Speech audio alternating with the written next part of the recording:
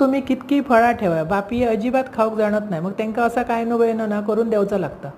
आज मी कोबल्यान काढले चिकू, थोडे अगोदर काढलेले हे पिकले, स्वच्छ धुवून ठेवायचे ते पुसून. मग ते पिकले की परत त्याला डीक बीक लागणार नाही, आणि कच्चे असत ते आज पुसूचे असत, धुवून ते ठेवचे असत. त्याची काढले अशी साला, कारण मी आज करतोय चिकू मिल्कशेक. असं करून बापयांका दिलाच ना घरातल्या, ते ग्लासभर पितात. त्यांनी पिलो की आमका पण समाधान ना, नाहीतर बिचारे कष्ट करीत असतात. हातान त्यांना घेऊन खाऊची सवय नाही. बायकांचा कसा चलता बोलता मधी मधी तोंडात टाकला जाता, आणि पुरुष आपले ठेवलास आणि हातात नेऊन दिलास तरच खातात. आणि हे मस्त चिकू ना गोड मधुर असत, पिकलेत. ते कापलं आहे, साला काढलं आहे आणि घातलं आहे मिक्सरात.